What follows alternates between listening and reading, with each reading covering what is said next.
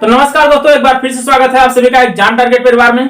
पिछले क्लास में हम लोगों ने देखा था sieve size analysis, particle size distribution में सीव साइज एनालिसिस तथा sedimentation analysis. Sieve size analysis कितने प्रकार से होती है, सेडिमेंटेशन एनालिसिस कितने प्रकार से होती है, उसको हम लोगों ने देखा था। आज हम लोग क्या देखने वाले हैं, पार्टिकल साइज डिस्ट्रीब्यूशन देखने वाले हैं। इसमें हम देखने वाले फाइन सीव एनालिसिस। तो आज हम इसमें बात करेंगे फाइन सीव एनालिसिस की। तो यहाँ पर हमने एक टेबल आपको बना दिया है, कुछ पूरा है कुछ अधूरा है, तो बाकी चीजें हम आपको आगे बताते हैं। देखिए इसमें हमने क्या 7 सीव सेट लगाए हैं, जिसमें 4.75 mm, 2.36 mm, 1.18 mm तथा 600, 300, 150 तथा 75 माइक्रोन की सीव है। नीचे हमारा पैन लगा हुआ है। तो हम देखते हैं किस प्रकार से एनालिसिस करते हैं हम फाइन सीव एनालिसिस। मान लीजिए हमारे पास एक सॉइल सैंपल है 100 ग्राम। सॉइल सैंपल हम ले लेते हैं 100 ग्राम। तो हम पास कराते हैं। सबसे पहले सबसे ऊपरी जो सीव है, सबसे बड़ी साइज की 4.75 mm है, उसके ऊपर हम पूरा 100 ग्राम सीव रख देते हैं तथा इसकी सेकिंग करते हैं, यानी कि इसको चलाते हैं। ये कितने देर तक सेकिंग करते हैं, मिनिमम 10 मिनट तक हम इसकी सेकिंग करते हैं। ये अक्सर एग्जाम पूछ लेता है कि हम सीव साइज एनालिसिस में, सीव पार्टिकल साइज एनालिसिस में सीव एनालिसिस जब करते हैं तो उसमें कम से कम कितने समय तक हम सीव की सेकिंग करते हैं। तो ये कितना होता है, 10 मिनट। इसको आप याद रखे रहिएगा, नोट कर लीजिएगा। अब मान लीजिए हम सीव एनालिसिस करना प्रारंभ करते हैं 4.75 mm पर। जो हमने 100 ग्राम सॉइल सैंपल रखा था उसमें से 5 ग्राम जो है वो रिटेन कर जाता है, यानी कि उसके ऊपर रुक जाता है, बाकी उसके नीचे पास कर जाते हैं। 2.36 पर कितना 15 ग्राम रुक जाता है, बाकी उसके नीचे पास कर जाते हैं। और 1.18 mm पे 20 mm, इस पे 25, इस पे 10, 13, 12 तथा यहाँ तक क्या होगा, हमने 100 ग्राम मतलब सॉइल सैंपल लिया था, यहाँ तक हम देखें तो 100 ग्राम किसी न किसी सीव साइज पे रुक गया है। तो पैन में हमारा कितना आएगा, 0% आएगा। जब उसमें मतलब कुछ बचा ही नहीं है तो 0 ग्राम आएगा। अब पैन क्या होता है, पैन जो होता है सीव के सबसे नीचे एक बर्तन लगाया जाता है ताकि जो भी उससे पास होते हैं वो सॉइल उसमें रुकी रहे, उसको पैन बोलते हैं। अब हम देखते हैं आगे क्या होता है। मान लीजिए हमने यहाँ देख लिया इतना ग्राम हर सीव पे रुका हुआ है। अगर हम इसका परसेंटेज निकालना चाहें, यानी कि परसेंटेज रिटेन्ड वेट, तो परसेंटेज हम किसके बेस पर निकालेंगे, परसेंटेज हम निकालेंगे जितना हमने शुरुआत में सॉइल सैंपल लिया था उसके आधार पर इसका परसेंटेज निकाल लेते हैं। मान लीजिए 4.75 पर हमारा 5 ग्राम रुका है, तो 5/100 गुणे 100 कर देंगे तो हमारा कितना आ जाएगा, 5% आ जाएगा। इसी प्रकार से 2.36 mm के लिए परसेंटेज रिटेन वेट हमारा कितना आ जाएगा, 15 ग्राम है। क्योंकि 100 ग्राम हमने सॉइल सैंपल लिया था इसलिए हमारा परसेंटेज निकालने में आसानी होगी। तो ये 15 ग्राम है तो 15% हो जाएगा। इसके लिए 20% परसेंटेज रिटेन वेट हो जाएगा। इसके लिए 25%, इसके लिए 10% तथा इसके लिए 13%, इसके लिए 12% और पैन के लिए हमारा कितना आ जाएगा, 0%। ये क्या हो गया हमारा परसेंटेज रिटेन्ड वेट। आगे क्या आता है, क्यूमुलेटिव परसेंटेज रिटेन्ड वेट। अब क्यूमुलेटिव परसेंटेज क्या होता है, मान लीजिए किसी सीव साइज के लिए हम क्यूमुलेटिव परसेंटेज रिटेन्ड वेट निकालना चाहें तो उस साइज तक तथा उसके ऊपर जितनी पूरी सॉइल का परसेंटेज रुका हुआ है उसको उस सीव साइज के लिए हम परसेंटेज रिटेन्ड वेट कहेंगे। मान लीजिए हम 600 माइक्रोन के लिए परसेंटेज रिटेन्ड वेट निकालना चाहें तो 600 माइक्रोन पे हमारा कितना 25% रुक रहा है, इसके ऊपर 20%, इसके ऊपर 15% तथा इसके ऊपर 5%। तो इस साइज से ऊपर, मतलब इस साइज को लेकर तथा इससे ऊपर जितने परसेंटेज हमारी सॉइल रुक रही वो इस साइज के लिए क्या हो जाएगा, क्यूमुलेटिव परसेंटेज रिटेन्ड वेट। यानी कि अगर हम 4.75 के लिए देखें इसके ऊपर कोई और सीव साइज नहीं है, केवल यही है, तो इसके लिए कितना आ जाएगा, 5% हो जाएगा। अगर हम 2.36 mm के लिए देखें तो इस पर तो हमारा 15% रुक रहा है, बाकी इसके ऊपर जो हमारी सीव है उस पर 5% रुक रहा है, तो इसका total cumulative percentage retained weight कितना हो जाएगा, 15 + 5 यानी कि इसके लिए हो जाएगा 20%। उसी प्रकार से 1.18 mm के लिए कितना हो जाएगा, 20% ये है, इसके ऊपर कितना रुका है 20%, तो 20 40% हो जाएगा। उसी प्रकार से इसके लिए 40-25 कितना आ जाएगा, 65%। इसके लिए कितना आ जाएगा, 75%। इसके लिए कितना हो जाएगा, 88%। और इसके लिए हमारा हो जाएगा 100%। अब बात होती है हमारे पैन की। पैन में क्या है, 0% रिटेन्ड वेट हो रहा है, लेकिन अगर क्यूमुलेटिव रिटेन्ड वेट देखें तो इसको तथा इसके ऊपर मिलाकर कुल कितना परसेंटेज रिटेन्ड हो रहा है, यानी कि इसमें तो 0 हो रहा है लेकिन इसके ऊपर 100% रिटेन्ड हो रहा है ना, तो उसको हम क्या लिखेंगे, 0 + 100 यानी कि 100% इसके लिए क्यूमुलेटिव रिटेन्ड वेट होगा। अच्छा, यहाँ पर एक बात और आ जाती है, क्या? फाइनेंस मॉडुलस की। फाइनेंस मॉडुलस हम कैसे निकालते हैं? हमारा फाइनेंस मॉडुलस जो होता है, फाइनेंस मॉडुलस का फार्मूला होता है summation of cumulative percentage retained weight, यानी कि cumulative percentage retained weight upon 100। अब क्यूमुलेटिव क्या होता है? क्यूमुलेटिव का मतलब आप जान गए। समेशन क्या होता है? समेशन का मतलब क्यूमुलेटिव में जितने भी मतलब हमारे इंग्रेडिएंट हैं सभी का योग जो हो जाएगा वो समेशन हो जाएगा उसका। यानी कि अगर इसका हम योग करें तो कितना आ जाएगा? हमारा 5 20 25 हो जाएगा, 25 40 65 65 65 130 और 75 205 हो जाएगा। 205 में 88 जोड़ेंगे, हमारा कितना आ जाएगा? 293। 293 प्लस 100 393, उसके बाद 493। यानी कि हम कह सकते हैं इसका फाइनेंस मॉडुलस कितना हो जाएगा? 493 बटे 100 बराबर कितना हो जाएगा? 4.93। ये 4.93 हो जाएगा। हमारी जो सॉइल सैंपल हमने लिया था उसके लिए कितना क्या हो जाएगा? Finance modulus. तो यहाँ पर हम फाइनेंस मॉडुलस की बात नहीं करेंगे, बस यह आ गया था तो हमने आपको बता दिया। ये भी एग्जाम में पूछ लेता है, ये अक्सर उसके लिए कंक्रीट टेक्नोलॉजी में हम इसको अच्छे से पढ़ेंगे जब हम सैंड का डिस्ट्रीब्यूशन पढ़ेंगे। तो अब बात आती है, ये हमारा हो गया परसेंटेज रिटेन्ड वेट। इसके बाद हमारा क्या आता है? फाइनल परसेंटेज रिटेन्ड वेट आता है। फाइनल परसेंटेज वेट आता है, रिटेन्ड वेट नहीं। ये रिटेन है, ये फाइनल है। अब फाइनल का क्या मतलब होता है? ये तो हमारा रिटेन्ड वेट हो गया कि मतलब इस सीव साइज के लिए रिटेन्ड वेट इतना हो गया। तो फाइनल का क्या मतलब हुआ? मतलब इस सीव साइज से छोटे जो कण है वही उसके लिए फाइनल परसेंटेज हो जाएंगे। तो 5% तो इस पे रुक जा रहा है, तो उससे फाइनल कितने होंगे? 95% जो बच गए वो उससे फाइनल ही होंगे ना, क्योंकि उससे पास हो गए।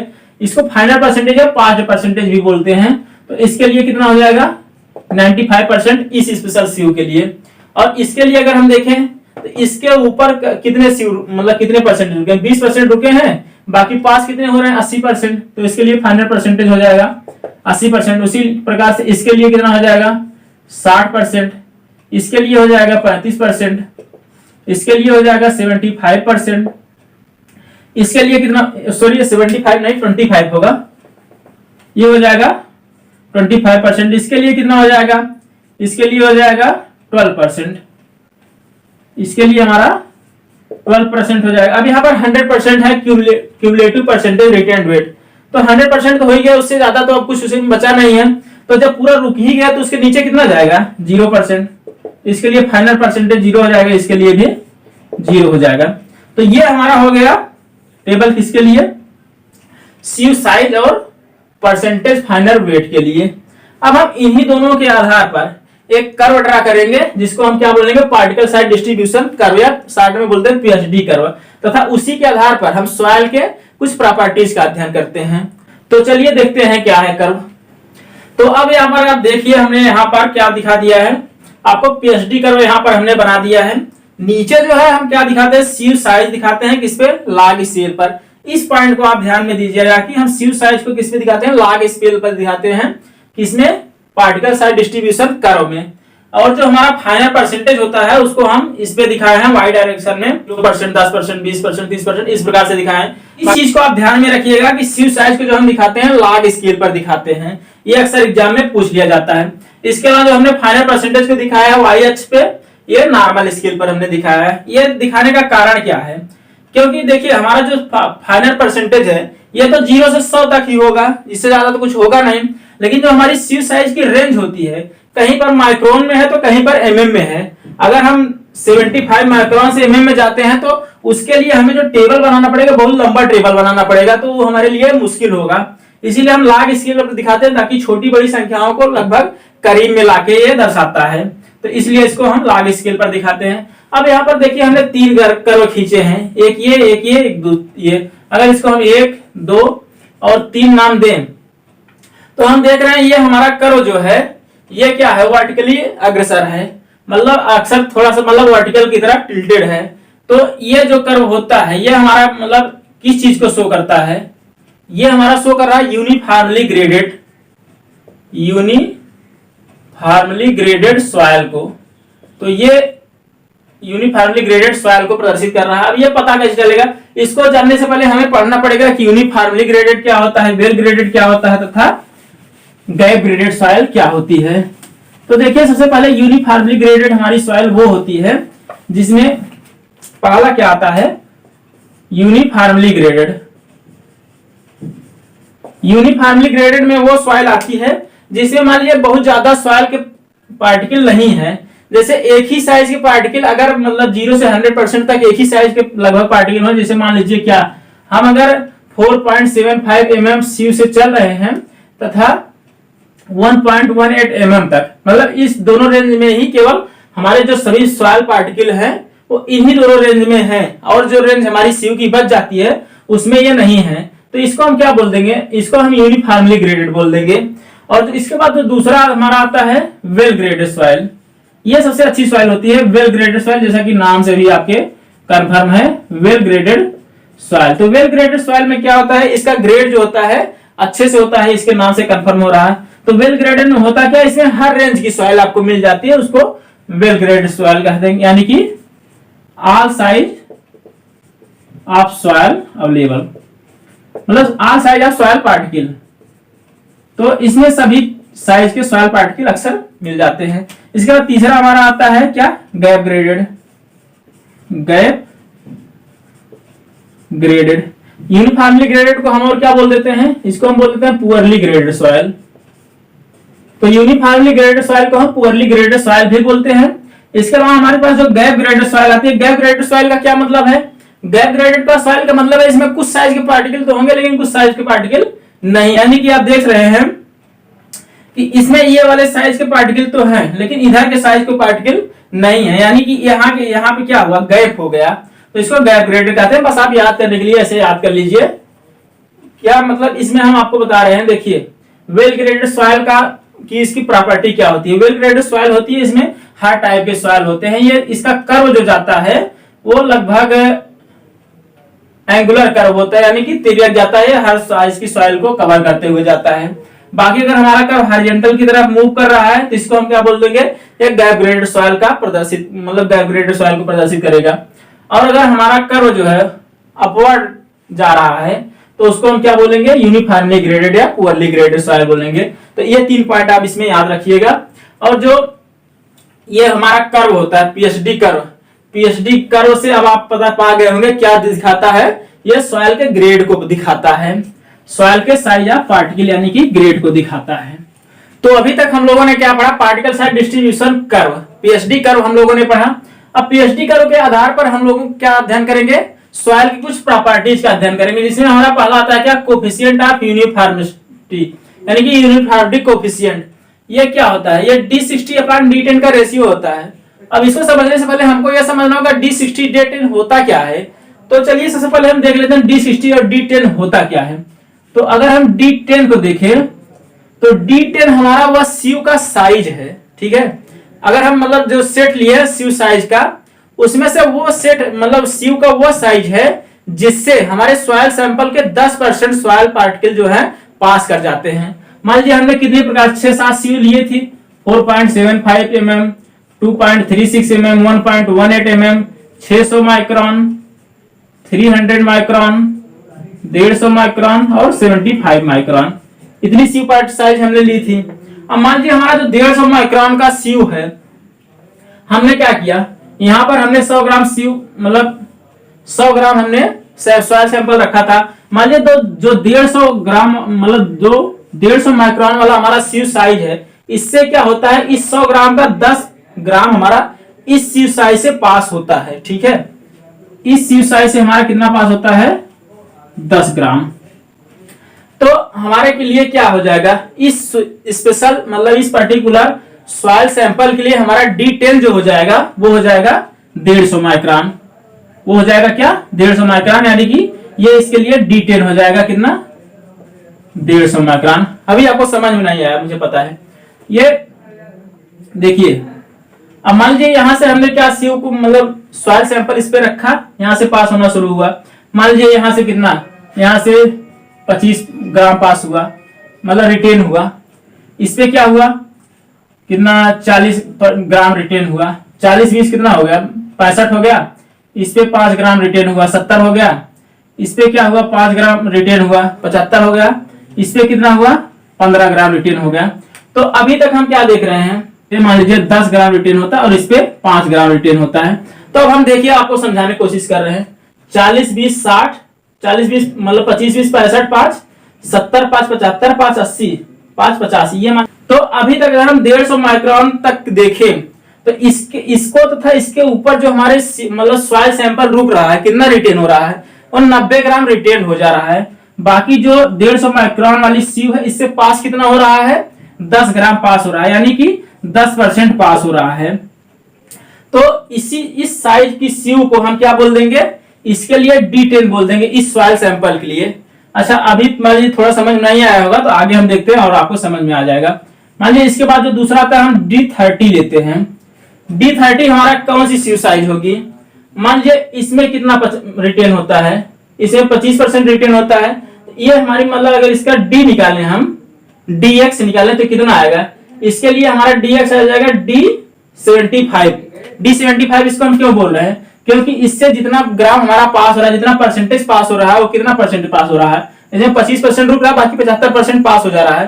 तो ये हो जाएगा इस सॉइल सैंपल के लिए D75। तो अब आप आशा करते हैं आपको समझ में आ गया D10 क्या है। तो यहाँ से क्या है, 10 ग्राम पास हो रहा था, यानी 10% पास हो रहा था, इसलिए इसको हम D10 बोल दिए। अब D30 हमारे लिए क्या होगा, मान लीजिए यहाँ से 10 ग्राम पास हो रहा है, इससे 10 ग्राम, यहाँ से 20 ग्राम पास हो रहा होगा क्योंकि इसमें 10 ग्राम रिटेन हो रहा है, यहाँ से 25 ग्राम पास हो रहा था, यहाँ से 30 ग्राम पास हो रहा था। अगर हम 1.18 mm वाली सीव को देखें तो यहाँ से लेकर इसके ऊपर तक कितना परसेंटेज हमारा रिटेन हो रहा था, इस पे 5, इस पे 40, इस पे 25, मतलब 25 5 30 40 70, यानी कि 70 ग्राम, 100 ग्राम में से 70 ग्राम हमारा इस सीव के ऊपर जो है रिटेन हो जा रहा था। तो इस सीव से हमारा पास कितना हो रहा है, 70 ग्राम रिटेन हो गया तो 30 ग्राम पास हो जाएगा। तो 30 ग्राम यानी कि 30% पास हो रहा है, यानी कि जिस सीव साइज से हमारा 30% पास हो जा रहा है वो सीव साइज हमारे लिए क्या हो जाएगा, D30 हो जाएगी। तो यानी कि इस सॉइल सैंपल के लिए हमारा D30 कितना हो जाएगा, 1.18 mm। अभी आखिर 1.18 mm है क्या, ये एक प्रकार का ये मतलब सॉइल पार्टिकल का साइज ही तो है, क्योंकि जितना मतलब जिस साइज का पार्टिकल इससे पास होगा वो साइज को ही डिनोट करता है जो हमारी सीव साइज होती है। तो यहाँ से D10 हो गया, मतलब D30 हो गया। अगर बातें समझ में आ गई हैं तो कमेंट में जरूर बताइएगा, अगर नहीं आई समझ में तो वो भी बताइएगा कि हमें समझ में नहीं आया, फिर से बताया जाए, तो उसको अगली क्लास में हम फिर से डिफाइन करेंगे, अच्छे से कोशिश करेंगे बताने की। तो अब हमारा क्या आ गया, कोएफिशिएंट ऑफ यूनिफॉर्मिटी क्या होता है, D60/D10 का रेशियो होता है, यानी कि कोई एक सीव साइज होगी जिससे हमारे 10% पार्टिकल पास हो रहे हैं वो D10 हो गया, और जहां से जिस सीव साइज से हमारे 60% पार्टिकल पास हो रहे हैं वो D60 हो गया। तो अगर मान लीजिए हमारा D60/D10 का मान 1 आ जाता है, कितना आ जाता है, इसके बराबर 1 आ जाता है, तो इसका क्या मतलब हुआ कि मतलब जिस सीव साइज से हमारे 10% कण पास हो रहे थे उसी सीव साइज से 60% कण भी पास हो रहे हैं। तो इसका क्या मतलब हुआ, मान लीजिए हमारी 1.18 mm की सीव है, इस साइज से हमारे कितने मान लीजिए 90% कण पास हो रहे हैं, ठीक है। अब इसके बाद जो दूसरी साइज है यानी कि 600 माइक्रोन वाली साइज, इसमें क्या है, इससे कण पास नहीं हो रहे हैं, इससे केवल 5% कण पास हो रहे हैं। तो यहाँ पर हम क्या देखते हैं, इससे 5% कण पास हो रहे हैं, इससे क्या है 90% कण पास हो रहे हैं। तो अब हम देखते हैं कि अगर D10 हम इसका निकालना चाहें तो D10 भी हमारा यही होगा, क्योंकि इससे 10% से ज्यादा कण पास हो रहे हैं, तो ये हमारा D10 हो जाएगा। यहां से 5% ही हो रहे थे तो ये हमारा D5 होता, तो D10 हमारा यही होगा, D10 हो जाएगा।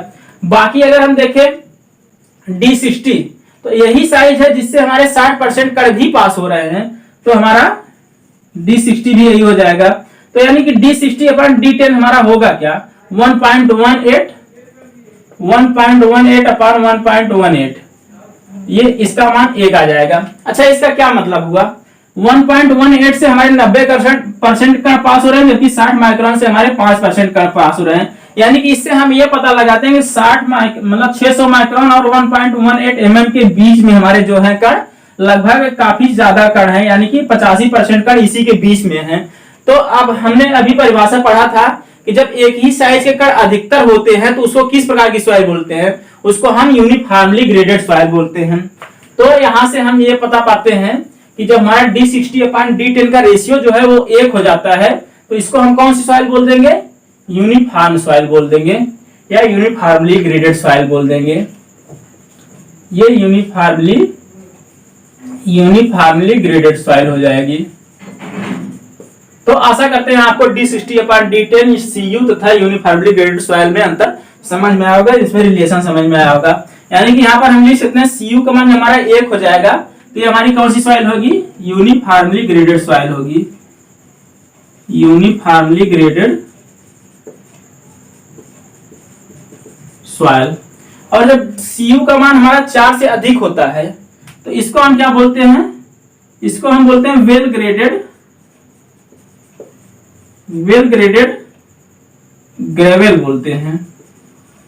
और जब CU का मान हमारा 6 से अधिक होता है तो इसको हम बोल देते हैं वेल ग्रेडेड सैंड।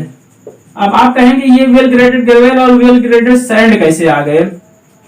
तो इसमें कुछ है नहीं, इसको बस आप याद कर लीजिएगा, ये अक्सर एग्जाम में मतलब बहुत इंपॉर्टेंट टर्म है।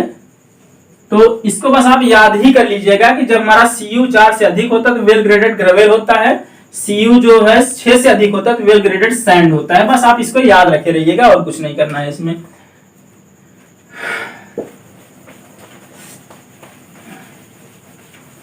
अब बात आती है हमारी, जब हमारा CU का मान 5 से कम होगा तो इसको हम क्या बोलेंगे? उसको हम बोलेंगे यूनिफॉर्मली ग्रेडेड। यहां से आप मत इसको रिलेट करिएगा कि जब 4 से कम मतलब 4 से ज्यादा हो रहा है, 6 से ज्यादा हो रहा है, तो इससे आप रिलेट मत करिएगा। बस यहां से आप यहां देखिए, तो हमारा जब CU का मान 5 से कम है तो इसको बोलेंगे यूनिफॉर्मली ग्रेडेड सॉइल। ये यूनिफॉर्मली ग्रेडेड सॉइल हो गई। जब हमारा CU का मान 5 के बराबर अथवा उससे ज्यादा तथा 15 के बराबर अथवा उससे कम है तो इसको हम क्या बोलेंगे?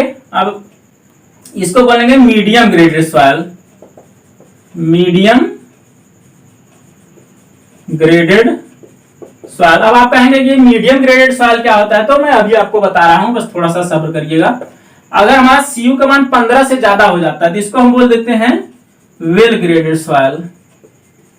अब देखिए 5 से कम है तो uniformly graded soil. Uniformly graded में क्या होता है? एक ही साइज के सब पार्टिकल होते हैं। CU का मान 15 से अधिक है तो इसको हम वेल ग्रेडेड सॉइल बोलते हैं। वेल ग्रेडेड सॉइल में क्या होता है? लगभग सभी साइज के कण हमारे इसमें विद्यमान होते हैं। अब मीडियम ग्रेडेड सॉइल क्या होती है? जो इन दोनों के बीच की सॉइल होती है उसको हम मीडियम ग्रेडेड सॉइल बोल देते हैं। तो आशा करते हैं आपको समझ में आया होगा क्या है मीडियम ग्रेडेड सॉइल। तो बस एक प्रकार से क्लासिफिकेशन किया गया है मीडियम ग्रेडेड सॉइल के लिए। तो यहां से आप देखिए CU का मान 15 होने का मतलब क्या है? CU जो होता है वो D60/D10 का रेशियो होता है। यानी कि जो हमारे मतलब जिस CU साइज से हमारे 10% पार्टिकल पास कर रहे हैं उसका 15 गुना है क्या? जिस CU साइज से हमारे 60% पार्टिकल पास कर रहे हैं। यानी कि यहाँ पर जो है रेंज में काफी ज्यादा अंतर है, इसलिए इसको हम क्या बोल देते हैं? वेल ग्रेडेड सॉइल बोल देते हैं। यानी कि जिस CU साइज से 60% पास कर रहे हैं उसकी अपेक्षा जिस CU साइज से 10% कर पास कर रहे हैं उन दोनों की साइज में काफी ज्यादा अंतर है, 15 गुने का अंतर है। यानी कि उसके बीच में काफी ज्यादा वेरिएशन है। तो इसलिए क्या बोलते हैं? जो वेरिएशन हमारा जहां होता है वहां वेल ग्रेडेड सॉइल होती है। तो हमने अब पढ़ा क्या? Uniformly graded soil. लेकिन इसकी कुछ प्रॉपर्टीज भी हैं। जैसे इसमें पहली प्रॉपर्टी क्या है? अभी हमने क्या पढ़ा कि मतलब ये यूनिफॉर्मली ग्रेडेड है, वेल ग्रेडेड सॉइल है, पार्टिकल साइज के आधार पर पढ़ा। तो इससे क्या पता चलता है? मतलब ये यूनिफॉर्मली ग्रेडेड जो CU है ये हमें क्या बताता है? ये हमें ग्रेड के बारे में बताता है। ये सब चीजें आपके ऑब्जेक्टिव पॉइंट ऑफ व्यू से काफी इंपॉर्टेंट है, इसलिए आप याद रखिएगा। ये हमें ग्रेड बताता है। और दूसरी चीज क्या है? ये हमें पार्टिकल साइज का मतलब रेंज बताता है, range of particle size, range of particle size बताता है। और तीसरी बात क्या है? जो हमारा CU था ये D60/D10 का रेशियो था। अब देखिए D60/D10 का रेशियो था, मतलब D60 या तो D10 के बराबर हो जाएगा, यानी कि जिस साइज से हमारे 10% कण पास हो रहे हैं उसी साइज से हमारे 60% कण भी पास हो सकते हैं। D10 से कम नहीं हो सकता कभी भी D60।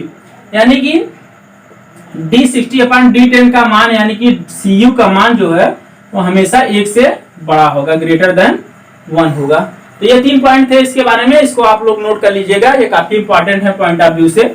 इसके बाद हमारा आता है क्या, कोफिशिएंट ऑफ कर्वेचर जो आती है वो क्या आती है, coefficient of curvature, coefficient of curvature, इसको हम सीसी से डिनोट करते हैं। तथा कोफिशिएंट ऑफ कर्वेचर जो इसका फार्मूला होता है सीसी का, इसको लिखते हैं हम क्या, इसको d30 square upon d60 cross d10 से डिनोट करते हैं। तो इसे आप याद रख लीजिएगा। तो हमने देखा क्या है, CU इक्वल टू होता है d30 square upon d60 cross d10। अब इससे रिलेटेड कुछ इंपॉर्टेंट टर्म है जो कि एग्जाम में पूछे जाते हैं, उनको मैं आपको बता दे रहा हूं। जो CU का मान है, CU का मान less than or equal to 3 और greater than or equal to 1, अगर ये कंडीशन फॉलो हो रही है तो ये जो हमारी सॉइल होगी, ये कौन सी सॉइल होगी, ये हो जाएगी हमारी वेल ग्रेडेड सॉइल हो जाएगी, वेल ग्रेडेड सॉइल। इसके अलावा हमने अभी इससे पहले, सॉरी ये CU नहीं CC है, CC का मान कितना होगा, इससे पहले हमने क्या देखा था कि CU का मान जो है अगर 4 से ज्यादा है तो इसको क्या बोलेंगे, वेल ग्रेडेड ग्रेवल बोलेंगे। तो देखिए कंडीशन अब यहाँ CU है और इसके अलावा इसमें एक कंडीशन और आती है क्या, CC, CU का मान ग्रेटर देन 4 और CC का मान less than or equal to 3 तथा greater than or equal to 1 है। तो इस कंडीशन में ये दोनों कंडीशन फुलफिल हो रही हैं तो हमारी सॉइल होगी क्या, well graded gravel, well graded gravel हो जाएगी। और यही जब हमारी सॉइल हो जाएगी क्या, CU का मान ग्रेटर देन 6 तथा CC का मान less than or equal to 3 तथा greater than or equal to 1, तो ये हमारी क्या हो जाएगी सॉइल, वेल ग्रेडेड सैंड हो जाएगा। तो ये पॉइंट आप नोट करे रहिएगा, इसको आगे आपका काफी काम आने वाला है, आगे आपके लिए काफी इंपॉर्टेंट होने वाला है, जो आगे चैप्टर आप पढ़ेंगे उसमें काफी यूज है इसका। तो इन पॉइंट को आप नोट करके रखिएगा। तो ये हो गई हमारे CU तथा CC की बात। और इसके अलावा जो हमारा CC आता है, हमने आपको बताया था कि CU जो होता है हमारे पार्टिकल साइज के रेंज को बताता है तथा ग्रेड ऑफ कर्व को बताता है, जबकि हमारा CC जो है, CC जो हमारा बताता है, ये क्या बताता है, शेप ऑफ कर्व को बताता है, शेप ऑफ कर्व। अब आप पूछेंगे कौन सी कर्व, तो अभी जो हमने ड्रा किया था PSD कर्व, उसके शेप को बताता है, ये किस प्रकार का शेप होगा, इस मतलब CC के आधार पर हम इसको डिफाइन कर सकते हैं। तो इसे आप याद रखिएगा, नोट कर लीजिएगा इन सब चीजों को। बाकी आप स्क्रीनशॉट लेना चाहें तो इसका स्क्रीनशॉट ले सकते हैं। अब हम आगे बढ़ते हैं। ये तो बात हो गई हमारा किससे, CU साइज एनालिसिस की। अब इसके बाद हम कौन सा एनालिसिस पढ़ेंगे, हमारा दूसरा जो आता है वो है क्या, सेडिमेंटेशन एनालिसिस। क्या, सेडिमेंटेशन एनालिसिस। अब सेडिमेंटेशन एनालिसिस में हमने क्या देखा था कि ये किस साइज के रेंज के लिए, किस साइज के कण के लिए उपयुक्त है। तो हमारा सेडिमेंटेशन एनालिसिस जो किया जाता है वो किया जाता है किसके लिए था, क्ले और सिल्ट के लिए था। क्ले और सिल्ट की साइज क्या होती है, हमारी जो क्ले होती है वो किस साइज की होती है, क्ले की जो साइज की रेंज होती है, क्ले जो हमारी होती है वो 0.2 माइक्रोन से लेकर 2 माइक्रोन साइज की होती है, ये हमारी क्ले होती है। और इसके बाद जो सिल्ट होती है वो कितना होती है, 2 माइक्रोन से लेकर 75 माइक्रोन साइज तक की होती है। तो इसको भी आप नोट कर लीजिएगा, ये इंपॉर्टेंट टर्म है। तो ये हो गया हमारा क्ले और सिल्ट के लिए हम क्या करते हैं, सेडिमेंटेशन एनालिसिस करते हैं। अच्छा, सेडिमेंटेशन एनालिसिस को एक और नाम से हम जानते हैं, वो क्या है, तो सेडिमेंटेशन एनालिसिस को हम दूसरा नाम से जो जानते हैं उसका नाम है wet mechanical analysis. Wet mechanical analysis हमने क्या देखा था, पार्टिकल साइज डिस्ट्रीब्यूशन में हमने देखा था कि जो हम CU एनालिसिस और ये सब एनालिसिस करते हैं किसके अंतर्गत आता था, तो उसका नाम क्या था, पार्टिकल साइज डिस्ट्रीब्यूशन को या पार्टिकल साइज एनालिसिस का नाम था मैकेनिकल एनालिसिस। लेकिन जब हम सेडिमेंटेशन एनालिसिस करेंगे उसको हम बोल देते हैं वेट मैकेनिकल एनालिसिस भी बोल देते हैं।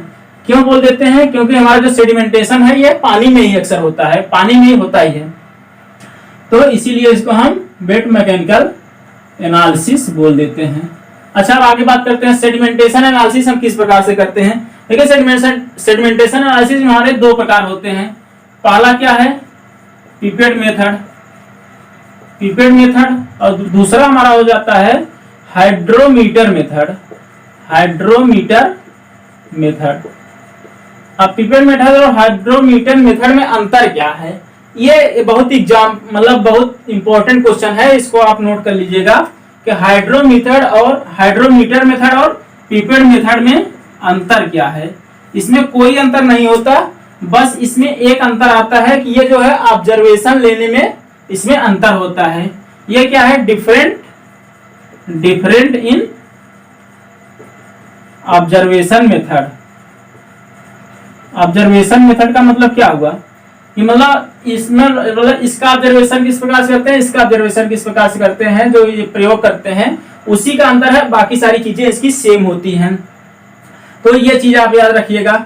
बाकी दूसरी चीज क्या होगी, दूसरा पॉइंट क्या होगा, ये जो हम पिपेट मेथड और हाइड्रोमीटर मेथड कर रहे हैं इसमें हमारे सी की जो स्पेसिफिक ग्रेविटी है उसको ज्ञात होना जरूरी है, यानी कि जी का मान ज्ञात होना चाहिए। G should be determined, should be known, कुछ भी आप कर सकते हैं, जी शुड नोन। तो इसको आप इन दोनों पॉइंट को नोट कर लीजिएगा, हाइड्रोमीटर मेथड और पिपेट मतलब हाइड्रोमीटर मेथड और पिपेट मेथड के लिए। तो इतनी बात हो गई सेडिमेंटेशन एनालिसिस में। अब हम देखते हैं सबसे पहला हमारा क्या आता है, पिपेट मेथड।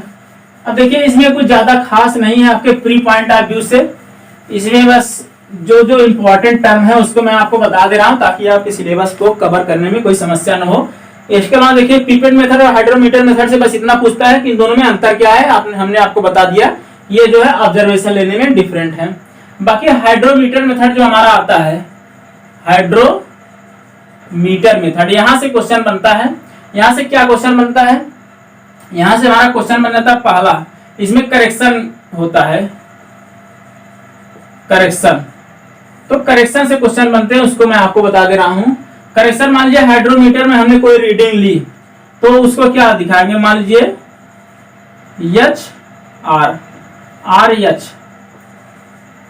मतलब हाइड्रोमीटर रीडिंग, ये आर एच है। लेकिन आर एच जो हमारी आती है रीडिंग इसकी, इसमें कुछ गलतियां होती हैं, उन्हीं गलतियों को सुधारने के लिए हम क्या लगाते हैं, करेक्शन लगाते हैं। इसमें 3 प्रकार के करेक्शन होते हैं। पहला हमारा क्या हो जाता है, पहला हमारा होता है मेनिस्कस करेक्शन, जिसको हम CM से प्रदर्शित करते हैं, मेनिस्कस करेक्शन। और दूसरा हमारा क्या आ जाता है, दूसरा हमारा आ जाता है टेम्परेचर करेक्शन, CT। और तीसरा हमारा क्या आ जाता है, अभी इस सिंबल पे हम मत जाइएगा, चिन्ह पे, ये अभी मैं ऐसे लगा रहा हूं, बाकी मैं आपको बताऊंगा। मेनिस्कस करेक्शन हो गया, टेम्परेचर करेक्शन हो गया। इसके अलावा एक और आता है क्या, डिस्पर्सिंग एजेंट करेक्शन, यानी कि CD। अब देखिए मैं आपको बता रहा हूं इसमें क्या प्लस होता है क्या माइनस होता है। देखिए अगर ये जो मतलब इसका कैलकुलेशन जो फाइनल हमारा आ जाएगा, मान लीजिए RH डैश से इसको नोट करते हैं, तो RH डैश हमारा आएगा क्या, RH में से कुछ मतलब घटाएंगे कुछ जोड़ेंगे तो हमारा RH डैश आ जाएगा। अब देखिए ये क्या मतलब मेनिस्कस करेक्शन में हम क्या करते हैं, मेनिस्कस करेक्शन में अक्सर ऐसा होता है कि जो हमारी जो रीडिंग है वो क्या होती है, मेनिस्कस के कारण हमारी रीडिंग कम पढ़ी जाती है हाइड्रोमीटर मेथड में। तो इसमें क्या होता है, कम पढ़ी जाती है तो हमारी रीडिंग कम हो जाएगी। इसको बढ़ाने के लिए हम क्या करेंगे, इसको पॉजिटिव कर देंगे, यानी कि RH में अगर हम जो करेक्शन आप मेनिस्कस है उसको जोड़ देंगे तो ये हमारा सही हो जाएगा। इसके बाद टेम्परेचर क्या होता है, टेम्परेचर करेक्शन ये हमारा पॉजिटिव भी होता है और निगेटिव भी होता है, यानी कि पॉजिटिव तथा निगेटिव दोनों होता है। अब पॉजिटिव कब होगा, निगेटिव कब होगा, देखिए पॉजिटिव हमारा जब होगा, मान लीजिए टेम्परेचर अगर बढ़ रहा है तो टेम्परेचर बढ़ने के साथ साथ क्या होगा, जो हमारा मतलब सैंपल होगा उसकी स्पेसिफिक ग्रेविटी क्या हो जाएगी, घट जाएगी। यानी कि आयतन बढ़ने, टेम्परेचर बढ़ने के साथ साथ उसके आयतन में प्रसार होगा, और आयतन में प्रसार होने के कारण क्या होगा, स्पेसिफिक ग्रेविटी घट जाएगी। जब हमारी स्पेसिफिक ग्रेविटी घट जाएगी तो हमारी जो रीडिंग आएगी ये कम हो जाएगी। तो इसको बढ़ाने के लिए क्या करेंगे, हम यहाँ ऐड कर देंगे क्या, करेक्शन ऑफ टेम्परेचर, यानी कि हमारा टेम्परेचर बढ़ रहा होता है तो हमारा CT जो होता है वो क्या होता है, पॉजिटिव होता है, ठीक। और जो हमारा टेम्परेचर घट रहा होगा तो ठीक इसका उल्टा हो जाएगा, वाइस वर्सा, यानी कि CT जो हो जाएगा वो निगेटिव हो जाएगा। तो यहाँ से आप आशा करते हैं आपको समझ में आ गया होगा कि टेम्परेचर करेक्शन कब पॉजिटिव होगा कब निगेटिव होगा। इसके बाद बात करते हैं हम क्या, ये डिस्पर्सिंग एजेंट करेक्शन की। डिस्पर्सिंग एजेंट के मिलाने से क्या होता है, डिस्पर्सिंग एजेंट मिलाया क्यों जाता है? जब हम सॉइल सैंपल का टेस्ट कर रहे थे, सॉइल में मतलब पानी मिलाते हैं, अक्सर देखते होंगे उसमें फ्लॉग बन जाते हैं। उसी फ्लॉग को डिस्पर्स करने के लिए हम क्या करते हैं, इसका प्रयोग करते हैं। लेकिन अक्सर होता ऐसा है कि जब हम फ्लॉग को मतलब फ्लॉग को खत्म करने के लिए इसको मिलाते हैं तो ये इतना ज्यादा हो जाता है कि इसकी स्पेसिफिक ग्रेविटी जो होती है वो बढ़ जाती है। सॉइल सैंपल जितना हमारी नॉर्मली होनी चाहिए उससे ज्यादा हो जाती है। तो उसी को हम क्या आउटकम करने के लिए क्या करते हैं, इसमें से करेक्शन ऑफ जो डिस्पर्सिंग एजेंट होता है उसको घटा देते हैं, यानी कि ये हमेशा माइनस में होता है। तो देखिए इसको याद करने के लिए आप क्या याद कर सकते हैं, इसमें पूछता क्या है। पहली बात इसमें पूछता है कौन कौन से करेक्शन होते हैं, मेनिस्कस करेक्शन होता है, टेम्परेचर करेक्शन तथा डिस्पर्सिंग एजेंट करेक्शन होता है। अब देखिए एम डी, देखिए जो एम है एम बड़ा है, एम बड़ा है यानी कि ये प्लस में हमेशा रहेगा, और डी जो है डी छोटा है इसलिए ये हमेशा निगेटिव रहेगा। बाकी टेम्परेचर को तो आप याद ही कर सकते हैं, टेम्परेचर जब बढ़ रहा है तो वो पॉजिटिव रहेगा, टेम्परेचर जब घट रहा है ये निगेटिव रहेगा। तो आशा करते हैं आपको ये करेक्शन समझ में आया होगा। हमने आपको पीपेमीटर तथा हाइड्रोमीटर का पूरा एनालिसिस नहीं बताया क्योंकि वो आपके pre exam point of view से उतना इंपॉर्टेंट नहीं है। उससे क्वेश्चन जो पूछे जाते हैं उसको मैंने आपको बता दिया, क्वेश्चन यहाँ से बनते हैं, बाकी ऑब्जर्वेशन मेथड में वो अलग है, वहां से क्वेश्चन बनते हैं, बाकी और क्वेश्चन इससे बनता नहीं है।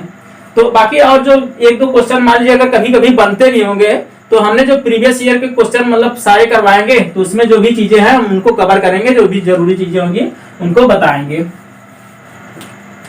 तो दोस्तों आज की अपनी हम क्लास यहीं पर समाप्त करते हैं। आशा करते हैं आपको ये क्लास अच्छी लगी होगी, समझ में आई होगी सारी चीजें। अगर आपका कोई क्वेश्चन है तो उसको कमेंट बॉक्स में जरूर कमेंट करिएगा। बाकी यदि आपको हमारी वीडियो की नोटिफिकेशन नहीं मिल रही है तो आप हमारा टेलीग्राम चैनल ज्वाइन कीजिए, हमने डिस्क्रिप्शन में उसका जो है लिंक दे दिया है, वहां से जाकर उसको ज्वाइन कीजिए तथा सभी नोटिफिकेशन आपको उस पर एक साथ मिल जाया करेंगे। तथा आपका कोई क्वेश्चन हो तो उसको कमेंट बॉक्स में जरूर बताइएगा, हम अगले वीडियो में उसको सॉल्व करने की कोशिश करेंगे। तो इसके साथ चलते हैं, जय हिंद।